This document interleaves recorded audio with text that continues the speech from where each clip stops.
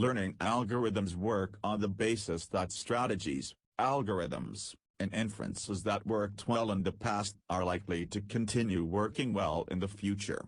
These inferences can be obvious, such as since the sun rose every morning for the last 10,000 days, it will probably rise tomorrow morning as well. They can be nuanced, such as X% of families have geographically separate species with color variants, so there is a Y% chance that undiscovered black swans exist. Machine learning programs can perform tasks without being explicitly programmed to do so. It involves computers learning from data providing so that they carry out certain tasks. For simple tasks assigned to computers, it is possible to program algorithms telling the machine how to execute all steps required to solve the problem at hand. On the computer's part, no learning is needed.